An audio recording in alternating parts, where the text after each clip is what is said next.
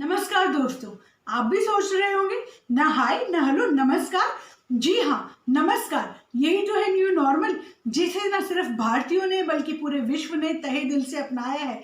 आज जब आप किसी से भी मिलते हैं तो वो आपसे गले नहीं लगता, ना ही वो आपसे हैंडशेक करता है, वो आपसे नमस्ते करता है, प्रॉपर सोशल डिस्टेंसिंग को फॉलो करते हुए।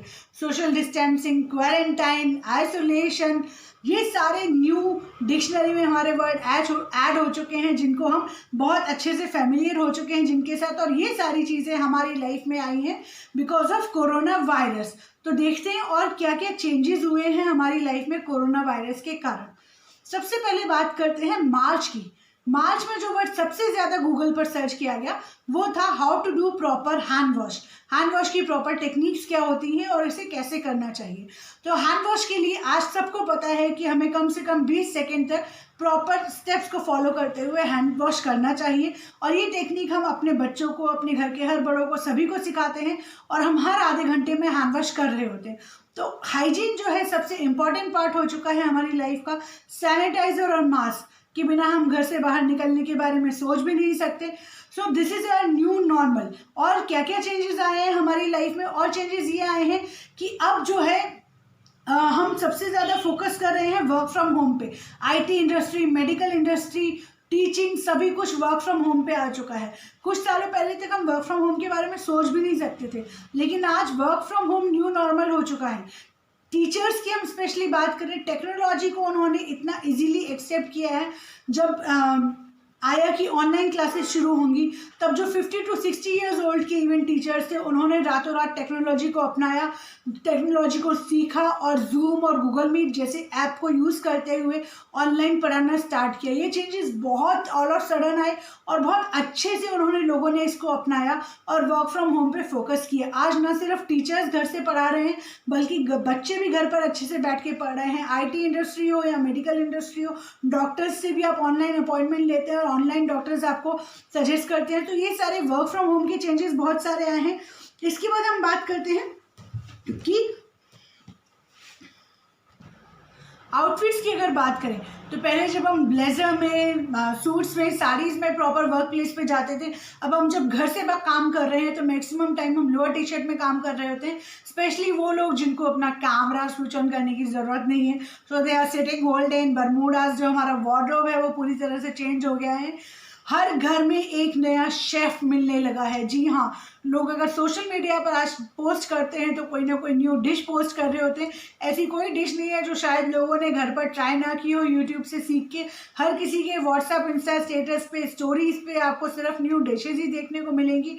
आजकल हर हस्बैंड जो पहले जिनको लगता था कि घर का काम उनकी वाइफ के लिए है और उनको सिर्फ ऑफिस के लिए वर्क करना है, जो घर के काम में कभी हेल्प नहीं करते थे, उन्होंने अपनी जिम्मेदारी समझी है। आज लोग इक्वालिटी से काम करने लगे हैं, घर में भी प्रॉपर काम करने लगे हैं, चाहे वो आयरनिंग हो या क्लॉथ वॉशिंग हो या क्लीनिंग हो, ये सारे काम लोग मिलजुल कर रहे हैं। फैमिली को और ज़्यादा टाइम देने लगे हैं, फैमिली की इम्पोर्टेंस लोगों को समझ में आने लगी है। जब इससे पहले हम अपनी लाइफ में इतने बिजी थे कि हम सुबह 8 बजे घर से निकलते थे, रात को 8 बजे घर आते थे और उसके बाद बचा हुआ टाइम मोबाइल फ़ोन के लिए, तो फैमिली के लिए तो कभी टाइम मिलता ही नहीं था। अब ये हो गया है कि अब हमारा मैक्सिमम टाइम हम फैमिली को दे पाते हैं वर्क फ्रॉम होम के साथ। हाँ, कुछ चेंजेस ये आए हैं कि वर्क फ्रॉम होम जब हम करते हैं तो हमें एक फिक्स 20 मिनट ब्रेक मिलता है, जबकि जब हम ऑफिस में काम कर रहे होते थे तो चाय break, tea break, lunch break, gossiping break, बहुत सारे ब्रेक हो जाते थे, जो अब वर्क फ्रॉम होम में पॉसिबल नहीं हो पा रहा है। अब बात करते हैं स्किल्स की। बहुत सारी स्किल्स पे लोग काम कर रहे हैं घर बैठे हुए, बहुत सारे अपने आप को अपग्रेड कर रहे हैं। कोर्सेरा, लिंक्डइन और यूडमी जैसे बहुत सारे प्लेटफॉर्म हैं जहाँ पर आप बहुत सारे कोर्सेज सीख सकते हैं, अपने आप को अपग्रेड कर सकते हैं।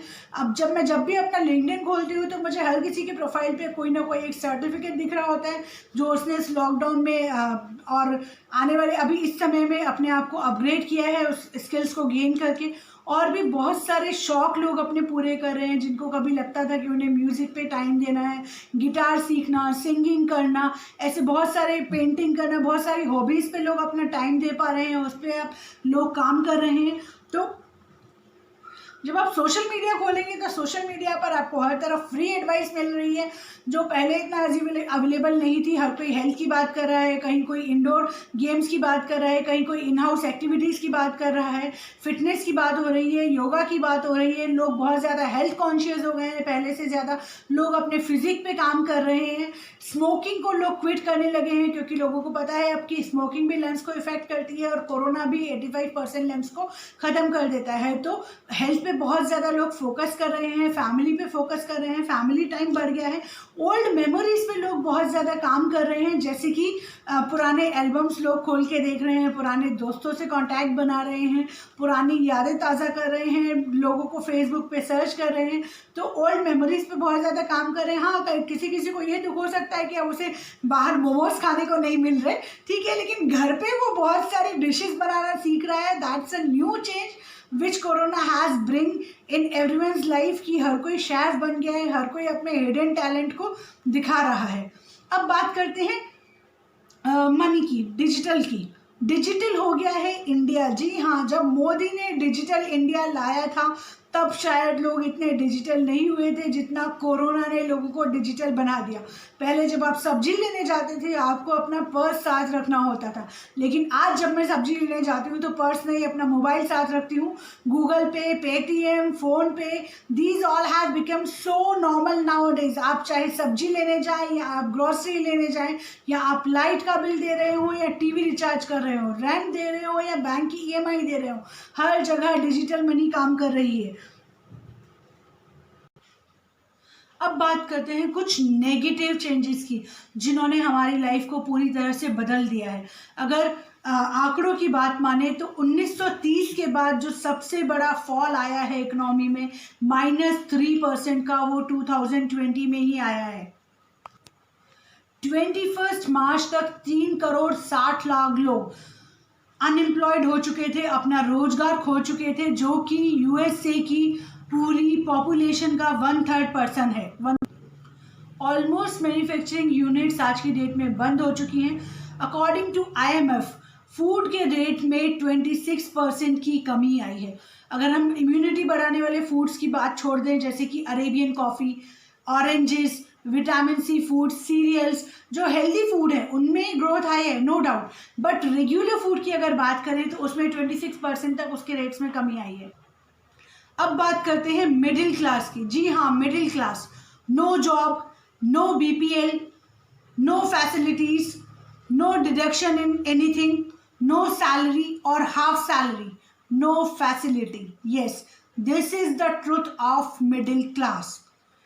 अगर हम बात करें, आप कहेंगे कि हजारों मजदूर मारे गए हाईवे पे, एक्सेप्टेड, मारे गए, लेकिन उनको हर्जाना मिला।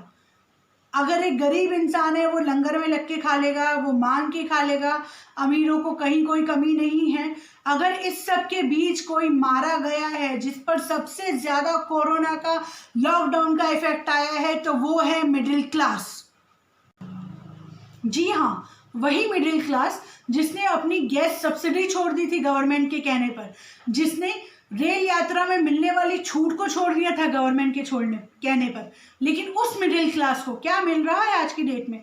मैक्सिमम लोगों की जॉब्स जा चुकी हैं, 6 महीने से ऊपर हो चुके हैं, लोग घर पर हैं, और अगर जिनके पास जॉब है भी तो वो 50% सैलरीज पर काम कर रहे हैं, और कहीं कहीं तो 35% सैलरीज पर भी काम लिया जा रहा है।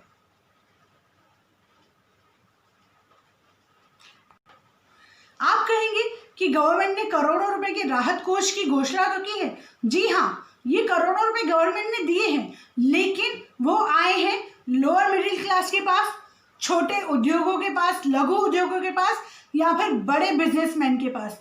क्या इसमें से एक भी रुपया सैलरीड पर्सन के पास आया है? सैलरी वाले लोगों के लिए क्या घोषणा की गई है, बताएंगे आप मुझे? नहीं, कुछ भी नहीं है उनके लिए। उल्टा अगर हम बात करें तो ग्रॉसरी का रेट, जो कि हमारे लिए सबसे ज़रूरी है, राशन, उसका रेट दिन ब दिन इतना बढ़ता जा रहा है कि हमारा बजट मैनेज करना हमारे लिए बिल्कुल नामुमकिन सा होता जा रहा है। स्कूल फीस देना है, EMI पे करना है, इंश्योरेंस पॉलिसी भरना है, हाउस रेंट देना है, वाटर टैक्स देना है, सभी तरह के खर्चे आपके जो पहले थे कोरोना काल के, वो आज भी मिडिल क्लास को एज इट इज़ देना। उनमें कहीं से कहीं तक कोई कमी नहीं आई है। उल्टा लाइट के बिल्स आपको डबल होके बढ़ चढ़ कर मिल रहे हैं, 4-4 गुना लाइट के बिल्स आ रहे हैं। जो लाइट का बिल कभी मेरे घर का 500 रुपये आता था, आज मैं 1500 से 1600 रुपये लाइट का बिल भर रही होती हूँ, और जबकि मैं सेम यूनिट यूज़ कर रही हूँ। तो ये सिर्फ मेरे साथ नहीं, ये हर इंसान के साथ है। लाइट के बिल सबके बढ़ के आ रहे हैं, नॉर्मल टैरिफ से ज़्यादा आ रहा है। मिडिल क्लास के पास अगर कुछ है तो मन में खौफ, आंखों में चिंताएं और दिमाग में शंका। सेविंग्स अब तक सारी खत्म हो चुकी हैं और कहीं से कहीं तक मिडिल क्लास को कुछ भी रास्ता नहीं दिख रहा कि वो कैसे वापस अपने जीवन को पटरी पर लाए, बिना जॉब, बिना पैसे, बिना राशन। क्या सरकार हमारी मिडिल क्लास के बारे में कुछ सोच रही है? क्या सैलरी वाले, एक फिक्स सैलरी वाले लोगों के बारे में क्या सोचा जा रहा है?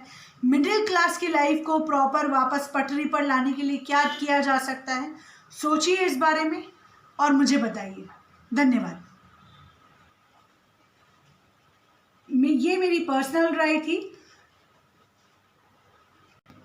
ये मेरा पर्सनल कंसर्न है जो मैंने अभी तक एब्जॉर्व किया है ड्यूरिंग दिस कोरोना काल। इसमें कुछ भी, इसे कोई भी पर्सनल अपने ऊपर ना ले, सिर्फ मेरे कुछ व्यूज़ हैं जो मैंने एक्सप्रेस किए हैं।